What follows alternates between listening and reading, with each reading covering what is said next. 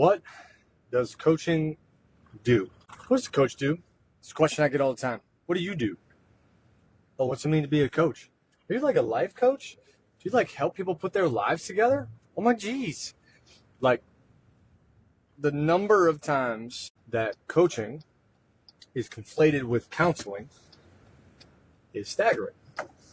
And it's time to maybe talk about what coaching really is. There's a misconception around coaching, and for good reason. There's actually a lot of people that write the label coach next to what they do, and they don't live up to standards. They don't deliver value, nor do they produce an experience that having a coach is actually like. When you hire someone as a coach, there's a couple things that you got to experience. And if you don't experience, then I want this to be an opportunity for you to either ask more questions or raise your standard, or both. I've been both the student and the teacher in the coaching container. I've coached for almost 15 years and in various different capacities, not all business, not all athletics, some of both, a mix between. I've also been coached. I've paid, a lot of money, sometimes up to $1,500 an hour, if not more, to have someone guide me. And when you invest at that kind of level over the course of a year, it adds up to a pretty big amount, 40, 50, 60, 100 grand. I've joined programs. I've had classes and masterminds that I've been a part of. Like, coaching is something I've also received. There's a couple things that will help you figure out if you're in the right place. I think the first and most important thing with a coach, not just someone that is doing counseling or having discussions with you, is there should be a pretty clear commitment to you. There should be a pretty obvious statement about your importance in the equation and making sure that they are standing for the best of you. That doesn't mean you're always going to like it. You, in fact, might hate it. But if I'm coaching somebody and if I'm being coached, both standard is that this person, this individual, is essentially a full-time representative of what my goals are. And when I'm down, they should be there. If it gets harder, they should still be there. It's not a convenience factor. When you are hiring a coach, it's very easy to hire someone that has hit certain metrics, but that does not mean they are standing side by side you.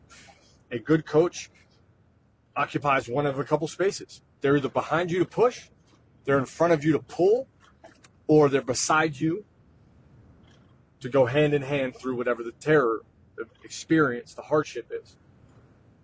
That is first and foremost. There are a lot of coaches that are great when things are going well, and they're great, and they show up when you're doing well, but they won't show up when it gets hard, and they won't show up when you're out and when you're in the middle of your fire, because it'd be hard, it'd be difficult, it'd be a challenge for them.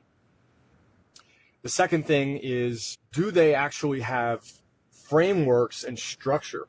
One thing you learn in coaching athletics is that a practice session has to have structure. If you want to teach a skill, if you want to teach a method, then you have to have structure. That's not to say that you can't go business coach or regular coach, but there's got to be some kind of structure. There has to be some kind of direction that they take you. Sometimes sessions need to be about where you're at and what you're feeling and what's going on in your world, and not structured. That's important. But I'd say at least 70% of the time, coach needs to be the one that's like, here's where we're going. I got the direction. I got this. Here's what we're talking about today. So that you don't have to worry about that. That's why you're investing in them. Third, and very importantly, if a coach cannot recognize your pattern, if they cannot help you see something that you didn't see, get out. Coaching is really about patterns. It's, in my opinion, all about patterns. It's all about recognizing someone in a pattern that they might not be able to see, and then giving them the tools and a perspective that allow them to change the pattern. So whether that's your business isn't making enough, you're spending more than you make, whether that's you're not building relationships and friendships, or maybe that's even something as simple as like your health and fitness is not being prioritized. Whatever the pattern is, you got to figure out from your coach that they can see patterns and that they can see patterns and help you change them. Again, that does not mean it's going to be comfortable. It might be a very uncomfortable conversation. It might also be painful when you have to acknowledge that your pattern is busted or that you're busted. But it is important that you can do it. And I would highly recommend that as you think about coaching, what you're really signing up for is a gigantic mirror. The next thing, I had to go around and dodge somebody going backwards. The next thing is really critical.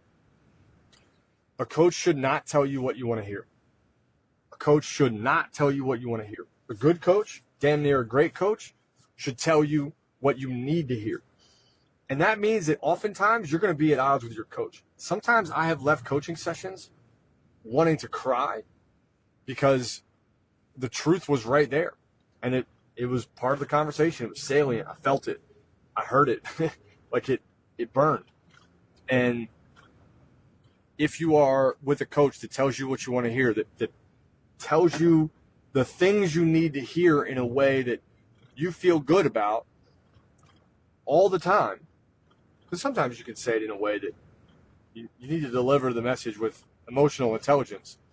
But if it's all the time, like you're leaving calls and it's easy, you're not doing so hot. There's a need for coaching, because coaching is really about, again, seeing a pattern and changing. And you're not always like, you hire a coach because you want to be somewhere else. You hire a coach because you want more, because you want better, and something's wrong. And I can tell you, like, we have clients sometimes that are like, dude, I don't want to hear this. And I'm like, well, you hired me to tell you the truth. So you got to be ready for the truth. I think that those couple things have a lot to do with why coaching is so important. But you shouldn't hire a coach just to say you have a coach. That is something I see a lot often as well. What you should be hiring a coach for is, hey, there's an experience that I'm not able to have, and I'm not sure how to get that experience. Whether that's, I want the business to make a certain amount of money, I want my life to look a certain way, I want my health to look a certain way, I want my relationships to work a certain way, whatever it is. And oftentimes, where I see people get absolutely crushed is they hire a coach that, like, from the optics perspective, looks like they have it, and maybe they built it, but they don't actually know how to guide someone else to it. Or a lot of people come to us at Get Out of Your Own Way because they've tried a business coach. They've tried an accountability coach. They've tried like all these different, like, mindset coach. They've tried all these things, but no one has actually helped them get what they want.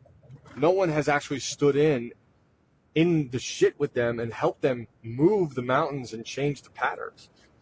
And it can be very frustrating because, again, not all coaches are created equal. And I think that, it became really easy in 2020 to just be like, I'm a coach. And then that was it. And that's not the objective. The objective is to find someone that really rides the wave with you, that goes the distance with you for the long haul, so that you can get more production, so that you can get more connection, you can get more success, you can get all those things. Last thing I'll say here before I find parking is that a good coach, under maybe 99% of circumstances, will tell you how they learned the lesson that they're telling you and how they got the advice. I'm sick of coaches that, like, they just, like, pretend to have it all figured out and have their life together and have, these like big wins. And like, that's not the discount that they had them. But I think sharing the story is equally as important. And if a coach can't be vulnerable and tell you, like, hey, I did this wrong like 9 times, here's why I say this, then leave. If they just claim to have the answers but don't have a process by which they got the answers, it's also really tricky predicament, because then they're regurgitating things that they themselves do not know. They themselves have not tried, have not failed through, have not been scarred by. And I think if there's anything that I strive to do and that we work really hard as a company to do, it's to make the lesson as important as the process that the lesson was learned. that we share the burns, the wounds, the hardship that forged the lesson, so that someone doesn't have to go and just take the lesson for granted, or say like, yeah, this lesson, I'll learn it my way. They can actually experience the same learning another way. Call that wisdom, right? Learning the lesson through someone else is wisdom. And that's a really hard thing to impart.